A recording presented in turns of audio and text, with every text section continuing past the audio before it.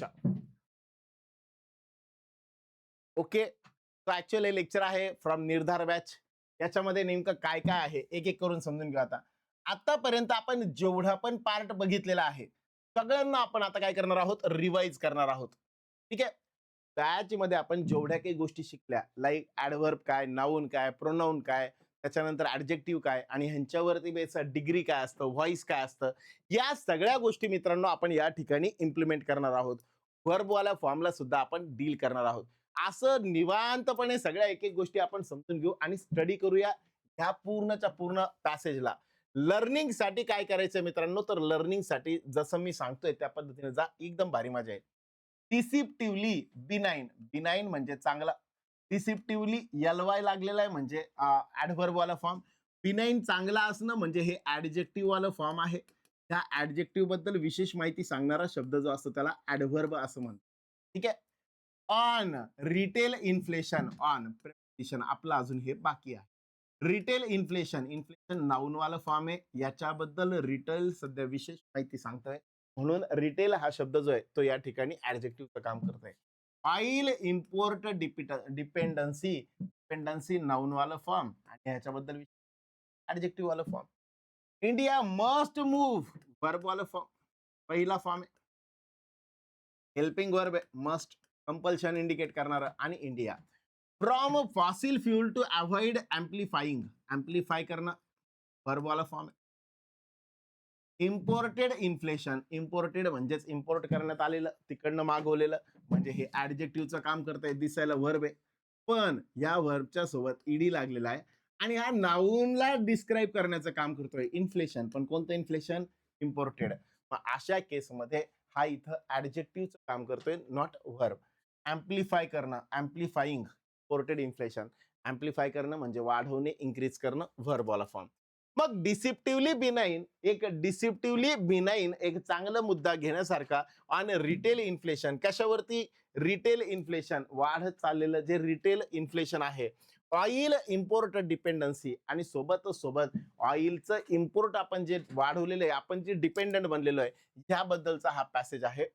India must move from fossil fuel to avoid, मग fossil fuel कडनं इंडियाने move from, move झालं पाहिजे. फॉसिल फ्युल्स पासनं कुठे गेलं पाहिजे, avoid amplifying imported inflation. Inflation जे वाढत चाललंय, एम्प्लिफाय होत चाललंय, त्याला कुठेतरी स्टॉप करण्याचा प्रयत्न केला पाहिजे. यासाठी इंडियाने फॉसिल फ्युल कडनं मूव्ह झालं पाहिजे. ठीक आहे, असा आशय आहे समजण्यासाठी पूर्ण. आता जाऊ पुढच्या मुद्द्यावरती. व्हाईल, व्हाईल हा कंजंक्शन वाला part. India's March retail inflation, March मधलं रिटेल इन्फ्लेशन जे आहे ते कुणाचं, इंडियाचं. मग इंडियाचं म्हणजे पोझिशन सांगणार आहे या ठिकाणी नाऊन. इंडियाचं मार्च रिटेल इन्फ्लेशन, इन्फ्लेशन बद्दल बोललेला आहे, हा मेन नाऊन झाला. ऍट 3.4% रोज, राईज, रोज आणि रायझन. जेव्हा जेव्हा नाही समजत तेव्हा दोनदा तीनदा चारदा बघा बरं का, जास्त क्लिअर होईल. मग India's March retail inflation at 3.4% rose, marginally from February's 3.2%, this increase. फेब्रुवारीचं किती पर्सेंट, 3.2%. म्हणजे इंडियाज मार्च रिटेल इन्फ्लेशन म्हणजे हे पूर्णच्या पूर्ण ऍडजेक्टिव्ह सारखं काम करतंय, हे नाऊन सारखं काम करतंय. ऍट 3.4% वर्ब म्हणून इथं रोज काम करतंय. मार्जिनली म्हणजे ऍडजेक्टिव्ह वाला फॉर्म, ऍडव्हर्ब वाला फॉर्म या ठिकाणी. का बरं, राईज, मार्जिनली राईज होणं, वर्ब वाला फॉर्म, त्याच्याबद्दल विशेष माहिती. फ्रॉम प्रेपोजिशन आहे, फेब्रुवारीज 3.2%, तसा हा म्हटला होता सेम त्याच्यासारखा फेब्रुवारीज पोझिशन वाला. 30 इन्क्रीज म्हणजे पहिलं किती होतं 3.2, आता किती झालं 3.4, म्हणजे किती 0.2%चं काय इन्क्रीज आहे. हे 0.2 म्हणजेच हे प्रोनाऊन वाला फॉर्म आहे. जे पहिले सांगितलं त्याच्याबद्दलच पुढे कंटिन्यू केलं. धिस इन्क्रीज इज डिसिप्टिव्हली बिनाइन, हा त्या मानाने धोकादायक पण चांगला असं आपण म्हणू शकतो. धिस इज धोकादायक पण चांगला म्हणजे हे सार्केस्टिक टाइप मध्ये बोलणं आहे. काय म्हणतो, this is evident from the upward pressure on the wholesale price index, WPI. एक असतं कन्झ्युमर प्राइस इंडेक्स CPI आणि दुसरं असतं होलसेल प्राइस इंडेक्स WPI. मग दिस म्हणजे प्रोनाउन वाला फॉर्म इज इव्हिडंट. इज म्हणजे व्हर्ब वाला फॉर्म इव्हिडंट. कशाचा तरी इव्हिडंट आहे. From the upward pressure on the wholesale price index. मग मॅक्झिमम प्रेशर जे आलं ते कशावर आलं? होलसेल प्राइस इंडेक्स वरती आलं. चेंज जो झाला त्या होलसेलरला होलसेलर प्राइस इंडेक्स जे त्याच्यावरती काय झालं? जास्त म्हणजे प्रेशर आलं. which climb to a 38 month high of 3.88 in March. Direct 38 महिन्यातलं सगळ्यात हायेस्ट मार्च मध्ये बघण्यात आलं ते होतं 3.88% इन्क्रीज मार्च मध्ये. इट इज हे प्रोनाउन वाला फॉर्म इज इम्पॉर्टंट ऍडजेक्टिव्ह वाला फॉर्म. टू नोट दॅट हे ऍडजेक्टिव्ह हो इम्पॉर्टंट हे adjective. To connector note that that connect करण्यासाठी while the CPI consumer price index has a transition simple present tense active वाला voice है sorry perfect present tense active वाला voice to a new base year of 2024. 2024 मध्ये जे होतं त्या type मध्ये आता जर आपण बघितलं तर हे ट्रान्झिशन झालेले जे बदल आहेत ते आत्ताचे मॅच करतात. The WPI continues. WPI हे स्पेसिफिक आहे म्हणून द आर्टिकल आलं. कंटिन्यूस द WPI म्हणजे कोणतं WPI? जे ज्याच्यावरती प्रेशर आलं होतं ते WPI. कंटिन्यूज म्हणजे simple present tense. To use the 2011-12 base year. 2011-12चा जर बेस इयर घेतला तर डायव्हर्जन्स डायव्हर्जन्स सेपरेशन डायव्हर्ट होणं. दॅट मस्ट बी केप्ट म्हणजे कोणतं? पॅसिव्ह वाला voice in mind when interpreting the latest inflation data. 2011-12ला सुद्धा कन्सिडर करा ना. WPI करत असताना जर मी म्हटलं समजा डायव्हर्जन्स साठी जर आपण म्हटलं तर 11-12चा डेटा सुद्धा बघितला पाहिजे. while the March CPI appears comfortably within the RBI's 4% to 6% tolerance band. जर आपण बघितला मार्चचा CPI consumer price index appears simple present tense appears comfortably. कसा appear करतो? comfortably वाय लागला ऍडव्हर्ब. विदिन कुठे? The RBI 4% to 6% tolerance band. Tolerance म्हणजे कमी जास्त होणं. ते कमी जास्त होणं जे असतं त्याला टॉलरन्स म्हणून आपण कन्सिडर करतो. Band the reading mask a far more complex buildup of pressures driven primarily by rising input cost. ह्याची जी आहे तर आपण जर बघितलं समजा हा टॉलरन्स जो आहे तो रीडिंग मास फार मोर कॉम्प्लेक्स हा काय आहे? खूप जास्तीचा कॉम्प्लेक्स आहे. जो काय करतोय? प्रेशर्स क्रिएट करतोय primarily by rising input cost. जी आणणारी कॉस्ट आहे ती इनपुट कॉस्ट आहे तीच जास्त आहे स्पेशली फ्युल प्राइसेस. विशेष करून जर मी म्हटलं तर CPI चा जर आपण विचार केला तर RBIच्या टॉलरन्स मध्ये तर आहोत आपण पण तरी पण आपली इनपुट कॉस्ट जी आहे तीच खूप जास्त वाढत चालली ना. एवढं क्लिअर आहे का? सगळे कोण कोण काय काय आहे लक्षात आले?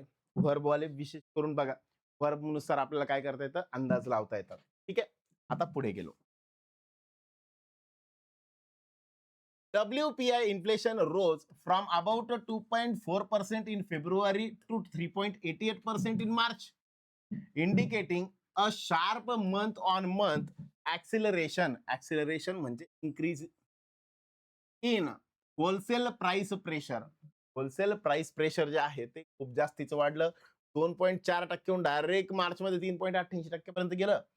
These has found only muted reflection. Muted without sound वाला रिफ्लेक्शन इन फूड प्राइसेस. ह्या सगळ्या प्रेशर मुळे दिस हॅज फाउंड म्हणजे perfect present tense only muted reflection in food prices. याचा परिणाम कशावर झाला? फूड प्राइसेसवर. With the CFPI rising moderately from roughly 3.4% in February to about 3.8% in March. 0.4% ते पण वाढलं. हा कन्झ्युमर फूड प्राइस इंडेक्स आहे. ओव्हरऑल जेवढं खर्च होतो फूडवरती त्याच्याशी रिलेटेड असे हे इंडेक्स काढले जातात. त्यातला हा इंडेक्स काय करतोय? राईज होतोय.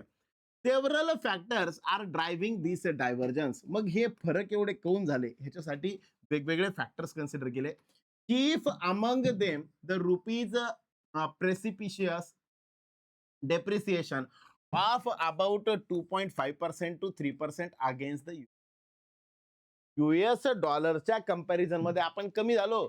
आपली रुपीजची जी व्हॅल्यू आहे ती काय झाली, डेप्रिशिएट झाली.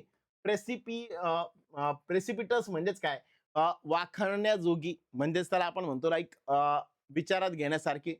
जे अशी प्राइस आहे, असं डेप्रिसिएशन आहे की जे अमंग म्हणजे सगळ्या इंडेक्स मध्ये सगळ्यात जास्त करून ज्याला म्हणू शकतो आपण ते.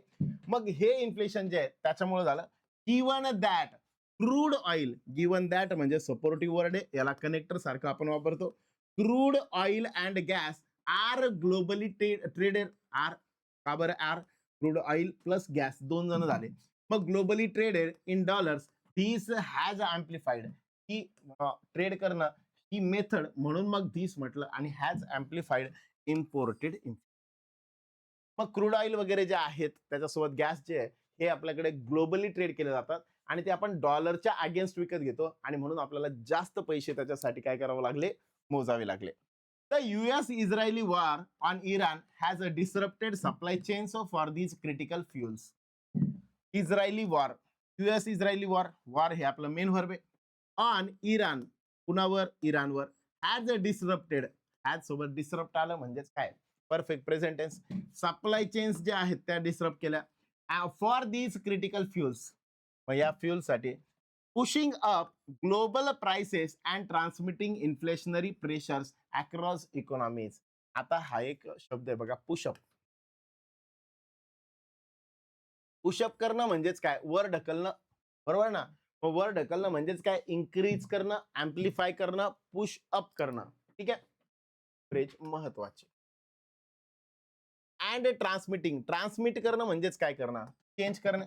इन्फ्लेशनरी प्रेशर्स अक्रॉस इकॉनॉमीज, आणि ह्या पद्धती इकॉनॉमीवरती जे प्रेशर्स आहे ते काय करण्यात आले, इकडून तिकडे टाकण्यात आले. The rupee's depreciation has also raised. मग रुपीचं जे डेप्रिसिएशन आहे ते पण काय झालं, raised. The cost of imports, इम्पोर्ट्सची कॉस्ट वाढवली. Including fertilisers, plastics and petrochemical products which are key to pharmaceuticals. मग असे जे प्रॉडक्ट्स होते की जे फार महत्वाचे फार्मास्युटिकल्स साठी, टेक्सटाईल साठी आणि ऑटोमोबाईल साठी, या सगळ्या फील्डमध्ये जे महत्वाचे आहेत ते सगळेच्या सगळे जे आहेत ते काय करण्यात आल्या, प्राइसेस वाढून गेल्या.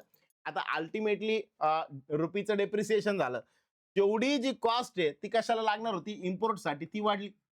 सोबत फर्टिलायझर्स असेल, प्लास्टिक असेल, त्याच्यानंतर पेट्रोकेमिकल प्रोडक्ट्स असतील, विचार की टू फार्मास्युटिकल, जे कशाला लागणार आहे, फार्मास्युटिकल साठी, टेक्सटाईल साठी किंवा ऑटोमोबाईल साठी. त्यांचं जर रुपीचं डेप्रिसिएशन झालं तर बाकी सगळ्या गोष्टींसाठी जे लागणार आहे त्याच्या पण प्राइस इन्क्रीज झाला ना. While many firms have absorb these cost, आणि बऱ्याचशा फर्म्स आहेत की ज्यांनी या कॉस्ट काय केल्या, ऍब्झॉर्ब केल्या. This may not be sustainable, ह्या काही सस्टेनेबल नाहीये. सस्टेनेबल मीन्स जास्त काळ टिकणाऱ्या, लॉंग टर्म चालणाऱ्या. At the same time, at proposition the same time, the contraction in export, contraction shrinkage ज्याला म्हणतो आपण, in exports down about 3% to 4% year on year. Year and year बेसिसवर बघितलं 3%हून 4%वर. And imports down 5% to 8% year on year in March is not indicative of weakening demand alone, but of war-induced supply disruptions. म्हणजे ह्या वर्षी कमी झालं जे पण इम्पोर्ट आहे त्याचा अर्थ ह्या महिन्यामध्ये, मार्च मध्ये, याचं कारण हेच नाहीये की कॉन्ट्रॅक्शन इन एक्सपोर्ट, एक्सपोर्ट आपण कमी केलं आणि जे पण इम्पोर्ट्स आहे ते पण डाऊन गेले 5% ते 6%. हे काही ह्याचा परिणाम नाहीये की आपल्याकडे डिमांड चेंज झाली. ह्याचा हे नेमकं कशाचा परिणाम आहे, तर जे पण वॉरमुळे डिस्ट्रप्शन्स होत आहेत. इन रिस्पॉन्स, इसी के साथ में एक्सपोर्टर्स, जे एक्सपोर्ट करणारे, नाउन वाला form, particularly MSME, micro and small medium scale enterprises, are redirecting output to the domestic market. ते रिडायरेक्ट करतायत. आता एक्सपोर्ट जर कमी झाला तर डोमेस्टिक मार्केटमध्ये काय करावं लागेल, तो आउटपुट द्यावा लागेल. एडेड बाय, एड करणं म्हणजे हेल्प करणं. By policy relaxation that allow greater domestic sales from export oriented. आपल्या गव्हर्नमेंटनी पण याच्यासाठी मदत म्हणून काय केलं, तर जे काही एक्सपोर्ट ओरिएंटेड जे काही मटेरियल आहे ते लोकलला, डोमेस्टिकला विका, यासाठी काही पॉलिसीमध्ये चेंज केला. This is a creating, continuous present tense, localised supply gluts. Syndicate groups ज्याला म्हणतो आपण. पण localise supply gluts delaying price pass through even as a producer margins compress due to rising input cost. इनपुटची cost वाढल्यामुळं जे पण producer होता त्या प्रोड्युसरला पण कॉस्ट जास्त लागायला लागली आणि इवन कमी प्राइस मध्ये ते सेल करायला लागते म्हणून तो पण श्रिंक करतोय output. The result is a temporary suppression of CPI. आणि याच्यामुळे काय झालं, टेम्पररी सप्रेशन झालं. सप्रेशन म्हणजे डाऊनफॉल, दाबून ठेवणं CPI, consumer price index. As these pressures unwind, inflation is likely to rise even as growth slows. तरी ग्रोथ स्लो झालेली असली तरी सुद्धा काय होणार आहे, इन्फ्लेशन हे राईज होण्याच्या मार्गावरती आहे. Pointing not to stability but to emerging stagflationary risk. Stagflationary, flag माहितीये, फ्लॅश. स्टॅगफ्लॅशनरी रिस्क म्हणजे नेमकं काय, अशी रिस्क की जी नोटेबल असणार आहे, सिग्निफिकंट असणार आहे, इम्पॉर्टंट असणार आहे. म्हणून जर मी म्हटलं समजा हे जे प्रेशर्स येत आहेत ते unwind, inflation is likely to rise as a growth slows, growth याच्यातून कमी होईल आणि इन्फ्लेशन अजून वाढेल. पॉइंटिंग शो करणं, जरंडवाला फॉर्म. नॉट टू स्टॅबिलिटी, याच्यातून स्टॅबिलिटी नाही भेटणार. उलट एमर्जिंग स्टॅगफ्लॅशनरी रिस्क, उलट नोटेबल अशा रिस्क ज्या आहेत त्या अजून आपल्याला बघायला भेटतील. द आयएमएफ म्हणजे international monetary fund latest world economic outlook flags म्हणजे शो करणं किंवा सांगणं. Rising global recession risk and trims India's financial year 2027 growth forecast to around 6.2%. मग यांनी वर्ल्ड इकॉनॉमिक आउटलुक जे त्यांनी सांगितलं की पुढे रायझिंग ग्लोबल रिसेशन रिस्क असू शकते आणि यासोबत TRIMS India's financial year growth 2027 साठी जी ग्रोथ आहे ती अराउंड 6.2% पर्यंत असू शकते. The RBI too has echoed these concerns. RBI ने सुद्धा ह्या कन्सर्न्स बद्दल विचार केलेला आहे. This complex challenge underscores the vulnerability, त्याला अवॉइड केलं जाऊ शकत नाही अशा of oil import dependent economies. Avoid केलं जाऊ शकत नाही असं ऑइल इम्पोर्ट जे ते आपली डिपेंडंट इकॉनॉमी बनलेली, त्यामुळे याला अवॉइड करता येणार नाही. It also presents an opportunity for India to accelerate its shift to renewable. त्या माध्यमातून फॉसिल फ्युलची जी डिपेंडन्सी आहे ती जर आपल्याला कमी करायची असेल तर सगळ्यात सोपा एकुलता एक पर्याय आहे की ज्या माध्यमातून आपण हे करू शकतो. आपण कुठे शिकवायला पाहिजे, we need to shift to renewable energy. Renewable एनर्जीकडे आपण शिफ्ट व्हायला पाहिजे. ओके का, क्लिअर आहे सगळ्यांना? आता याच्यावरती बेस पॅसेज आहे बघा. पॅसेज मध्ये काय विचारलेलं आहे, based on the passage which of the following best encapsulates करणं म्हणजे काय, शो करणं. The author's rationale for labeling the March retail inflation increase as deceptively benign. Deceptively benign जे म्हटलेलं आहे याचा करेक्ट मिनिंग कोण सांगू शकतं, नेमकं काय सांगू, ऑथरला काय म्हणायचंय त्याच्यातून का बरं, पटकन जल्दी जल्दी बोल.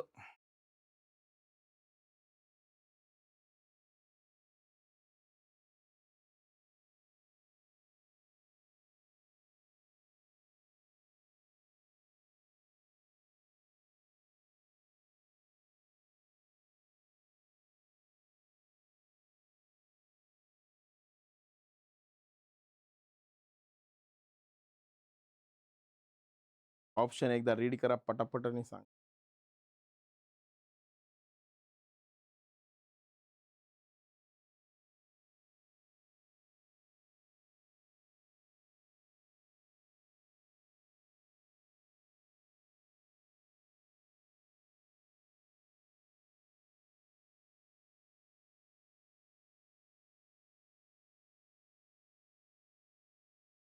बोलो. पहिलं, यातून deceptively benign the RBI artificially suppress the CPI through aggressive monetary policy creating a temporary illusion of economic stability. असं काही म्हटलेलं आहे का, बिलकुल नाही.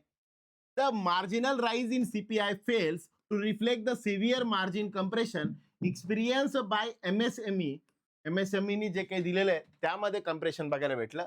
And the imminent price pass through resulting from global supply chain disruption, हे कुठेतरी बघायला भेटले.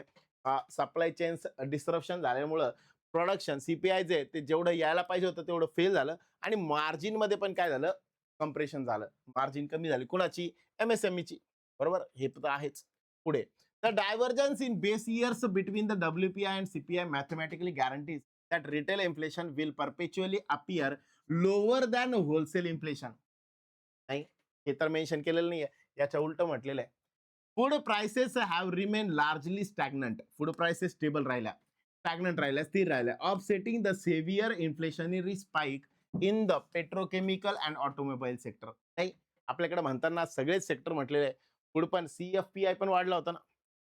Exporters are permanently pivoting to the domestic market ensuring that the supply gluts. नाही, पण याचा आणि बिनाईनचा संबंध नव्हता. मग करेक्ट ऑप्शन फक्त आणि फक्त कोण असणार आहे? The marginalise price. ठीक आहे, तो खालीवरती ऑप्शन आहे, थर्ड वाला. From the author's perspective, the emerging stagflationary risks are fundamentally predicted on which of the following anticipations of events? सांगा पटकन.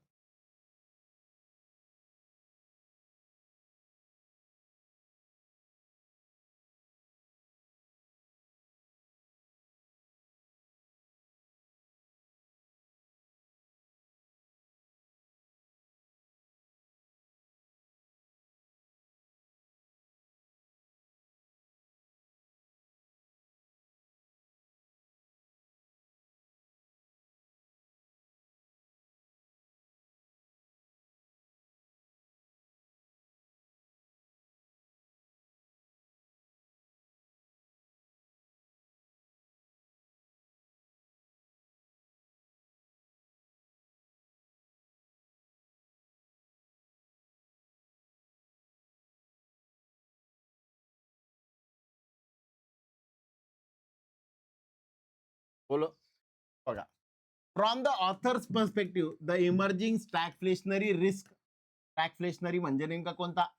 अशी रिस्क की जी काय economic slow down related risk predicted on which of the following sequence of events. The simultaneous unwinding, unwind वाला काहीतरी होतं, suppress domestic prices हे पण होतं, आणि deceleration of economic growth driven by compromise producer margins and global recessionary trends. Correct आहे, पुढची वाचायची गरज नाही. पुढे जाऊ. चौथा सेकंडवाला एक राहिला होता.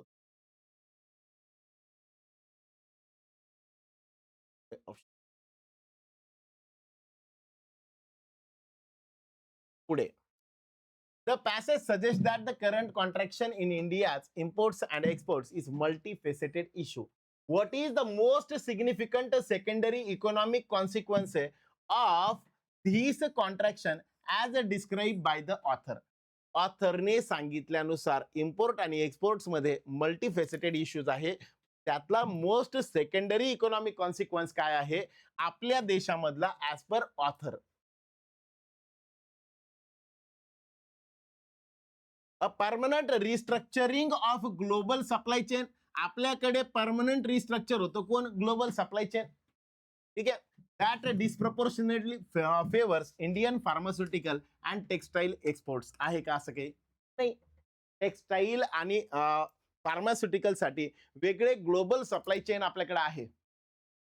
The creation of artificial domestic demand due to depreciation of rupee against the US dollar, याच्यामुळे आपल्याकडे पॉलिसी आहे इकॉनॉमिक. नाही. Localise supply gluts that temporary mask through inflationary pressures by forcing producers to absorb rising input cost. ठीक आहे, हे आहे बघा. Local supply ग्लट्स, ग्लट्स म्हणजेच काय? इन्क्रीज एक्सेस, जे पण एक्सेस आहे, सरप्लस ज्याला म्हणतो आपण. मग लोकलाइज सप्लाय मध्ये जे सरप्लस आहे that temporary mask through inflationary pressure. मग वस्तू विकत घेण्यापेक्षा ज्या सप्लाय मध्ये आहे त्यांच्यापैकी निवडा, अशा पद्धतीचं प्रेशर बाय फोर्सिंग प्रोड्युसर्स. कसं फोर्स केलं जातं? प्रोड्युसरला हे सांगितलं जातं की absorb rising input cost. Rise केलेली असेल ती कॉस्ट, इनपुट कॉस्ट आहे, तर त्याच्यापेक्षा जे आहे तो सरप्लस सप्लाय जो आहे तो काय करा, मार्केटमध्ये टेम्पररी पाठवा. ओके का? A drastic reduction in the global trade of crude oil, which ironically benefits oil import dependent economies like India. मग भारतामध्ये जर आपण बघितलं तर ह्या पद्धतीने ड्रास्टिक रिडक्शन जे आहे ते ग्लोबल क्रूड ऑइलचं बिलकुल नाहीये, पण कमी झालंय का नाही. And immediate and sustain a breach of RBI 4% to tolerance band due to the lack of available foreign goods, नाही हे पण नाही. ओके का? करेक्ट ऑप्शन फक्त सी. थर्ड झाला होता. फोर्थ, व्हॉट इम्प्लिसिट, इम्प्लिसिट म्हणजे व्हॅलिड, एक्सप्लिसिट म्हणजे invalid. Implicit warning does the author issue regarding the interpretation of the current CPI and WPI data. सध्याच्या करंट सीपीआय मधनं किंवा डब्ल्यूपीआय मधनं गव्हर्नमेंट नेमकं काय याच्यातून सांगू इच्छिते. Policy makers should rely exclusively on CFPI as it is the only metric you mean. The comfort of the CPI remaining within RBI's tolerance band हे होतं. 4 आणि 6च्या मध्ये आहे. is a statistical mileage that could lead to delayed macroeconomic interventions. हे होऊ शकतं. पुढे गेलो. Corporate entities are utilizing the divergence in inflation metrics to justify unwarranted price hikes. बिलकुल नाही. प्राइस हाईक करायची नाही म्हणून सांगितलं गव्हर्नमेंटने.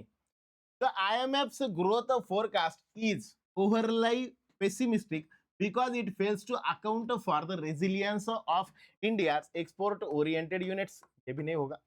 ग्रोथ सांगितलीच नाही ना त्यांनी. The transition to renewable energy will immediately harmonise. लगेच हार्मोनाइज होणार आहे का? बिलकुल नाही. एक पर्यायापैकी त्यांनी एक सांगितलं, पण एक्झॅक्टली हार्मोनाइज लगेच होईल असं नाही. एक आहे तो ग्रामरशी रिलेटेड एक क्वेश्चन बघा. Error detection. Read the following passage. Structured concept the passage. Identify the containing grammatical error. The divergence in inflation matrix is chief driven by the rupees. Is का? R.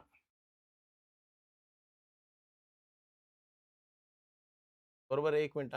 The divergence in inflation matrix chief driven by. हा बरोबर आहे. हीच बरोबर आहे. Problem काय? The divergence in inflation आपला subject इनच्या आधीचा डायव्हर्जन्स हा करेक्ट आहे. पुढे गेलो. इज चीफ म्हटलेलं आहे. Chief driven. चीफली ड्रिव्हन पाहिजे होतं. अरे येस ऑर नो. ड्रिव्हन आलेला आहे. व्हर्बवाला फॉर्म आहे. व्हर्बवाला फॉर्म आलेला असेल तर त्याला काय करावं लागेल? एल बाय ऍडव्हर्बवाला फॉर्म पाहिजे होता, म्हणून चीफली असायला पाहिजे होतं. Chiefly driven by the rupees. हे का? According to the explicit data provided in the text, which of the following combinations of economic indicators accurately reflects the month of March scenario? CPI 3.2%, but WPI 2.4% and export 5 to 6. WPI 3.88% एकदम correct. CFPI 3.8% बरोबर. Exports contradiction 3 to 4% हे पण correct. पुढे 3.4% wrong. 3.88% आहे. WPI ना. WPI असेल तर okay. पुढे गेलो मी. 3.4 नाहीये. 3.8 होता तो. आरबीआय टॉलरन्स बँड 0.642 पण नाही. करेक्ट फक्त कोण असेल? बॉम्बे.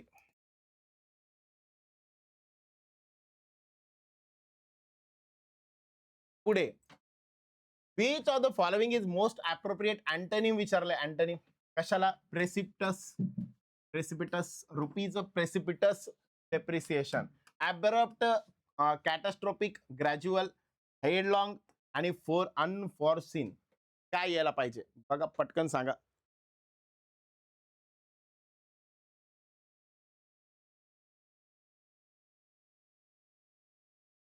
अचानक झालेलं depreciation, drastic change. Abrupt drastic आहे. कॅटास्ट्रोपिक म्हणजे सडन, हे पण तेच. हेडलॉंग लॉंग टर्म चालणारं. अनफोर्सिंग कधीही न बघितलेलं, मग हे पण अर्थ तेच झाले. मग ग्रॅज्युअल डेप्रिसिएशन हा बनेल करेक्ट अँटोनिम. बघा प्रेसिपिटस म्हणजेच काय असतं? असं की खूप सडनली झालेलं, अचानक झालेलं, विर्ड झालेलं. पण त्याच्या विरुद्ध मला पाहिजे. विरुद्ध कोण बनल? मग ग्रॅज्युअल, स्लोली स्लोली झालेलं. पुढे कॉन्टेक्स्च्युअल सिनोनिम फॉर बिनाइन. बिनाइन साठी सिनोनिम पाहिजे. बिनाइन चांगला. मॅलिग्नंट, मॅल हा शब्दच खराब है, MAL, it stands for bad, तो ये मॅलिग्नंट तो नहीं बनेगा. इनोकियस याला बाजूला ठेवून देऊ. पर्निशियस अचानक, व्होलाटाईल ड्रास्टिकली म्हणजे चेंज होणारी, टेम्पररी, आणि फॉर्मिडेबल अनअवॉइडेबल यापैकी मग बनतो फक्त कोणता, इनोशियस, ज्याचा अर्थ होतो काय, बिनाईन, चांगला, पॉझिटिव्ह होता, बाकीचे निगेटिव्ह, निगेटिव्ह, निगेटिव्ह. ठीक आहे. Tone base. Which of the following best describes the overall tone of the author? ऑथरचा टोन कोण सांगा. अलार्मिंग असा टोन आहे का, नाहीये. डोगमॅटिक नाही, डॉगमॅटिक म्हणजेच दोन्ही गोष्टींना म्हणणार. ऑप्टिमिस्टिक आहे का, नाही, बोर झालेला आहे तो. काउशियस आहे, जागरूक बनण्यासाठी, आणि अनालिटिकल आणि डेटा पण दिलेला आहे, चालेल. सार्कॅस्टिक विरुद्ध काही म्हटलंय का, नाही. अपॅथेटिक पण नाही. Strictly descriptive. करेक्ट ऑप्शन असेल फक्त कोणता, काउशियस म्हणजे सी. यानंतर शेवटचा एक क्वेश्चन असतो बघा, जो असतो एसे रायटिंग सारखा. मग त्याच्यामध्ये शेवटचा क्वेश्चन आपण घेतला तर युपीएससी वाला. स्टॅबिलिटी जी आहे, retail inflation matrix often mask deeper structural vulnerabilities in import depend economies. In the light of the passage critically analyse the phenomenon of imported inflation. Import केलेलं इन्फ्लेशन काय असतं याबद्दल 2 ओळी लिहायच्या आहे. And the mechanism through which global geopolitical disruptions translate into domestic stagflationary risk. Furthermore, evaluate the strategic imperative for India to expedite its transition towards renewable energy. या माध्यमातून आपण कशा पद्धतीने शिफ्ट होऊ शकतो रिन्युएबल एनर्जीकडे, याबद्दल तुमचं ओपिनियन काय, ऑथरला कन्सिडर करून आणि पॅसेज नुसार सांगा. अशा पद्धतीचा हा क्वेश्चन. याचं उत्तर तुम्हाला इथं ऑलरेडी एक दिलेलं आहे. काय काय त्याच्यामध्ये लिहू शकता. सगळ्यात पहिल्यांदा डिफाईन इम्पोर्टेड इन्फ्लेशन म्हणजे नेमकं काय, सीपीआय आणि डब्ल्यूपीआय मधला डिफरन्स सांगा. सोबत सोबत क्रिटिकल इम्पोर्ट मध्ये आपण काय करतोय, ज्यामध्ये वॉरचा कसा इम्पॅक्ट आहे हे पण सांगा. सेकंड पॅरामध्ये जर मी म्हटलं समजा फॉसिल फ्युल वरती, तर मी म्हटलं समजा आपण कसे रिलायन्स झालोय, कसे रिलाय त्यांच्यावरती झालेलं डिपेंड कशावर झालेलं आहे. मग अशा केसमध्ये सोल्युशन काय आहे, प्रॉब्लेम स्टेटमेंट जो आहे त्याच्या अगेन्स्ट आपण काय करू शकतो, ह्या गोष्टी आपण याच्यामध्ये सांगितल्या. ठीक आहे. आणि conclusion, summarise the true economic requires. काय सोवर्निटी असली पाहिजे, नेशन कसे एकत्र असले पाहिजे. मग हे होऊ शकत नाही तर मग आपल्या नेशनने कसं एकत्र राहून रिन्युएबल एनर्जीकडे शिफ्ट व्हायला पाहिजे. ओके का. तो असे पॅरेग्राफ पॅसेज वगैरे जे आहे ते आपण बघतो. मित्रांनो, हे शेवटचा जो क्वेश्चन आहे हा फार महत्वाचा आहे.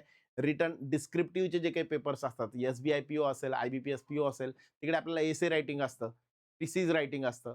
मग ह्या दोघांमध्ये पण आपल्याला असं लिहिण्याची गरज पडते. म्हणून हे पॅसेज जे रोजच्या रोज जर तुम्ही ह्या 10 गोष्टी करत असाल तर तुम्हाला काहीही अडचण येणार नाही. 10 प्रश्न आहेत, 10 वेगवेगळ्या व्हरायटीचे आहे. जेवढे पॅसेजेस बनू शकतात आयबीपीएसने आतापर्यंत विचारलेत त्या सगळ्या टाईपला याच्यामध्ये कव्हर केलेलं आहे. त्यामुळं ही पीडीएफ रोज टेलिग्रामवरती आपल्या इंग्लिश ट्विटरला टेलिग्रामला येते. रोजच्या रोज तुम्ही ती सॉल्व्ह करत चला. चालेल. Thank you very much. Good day to all of you.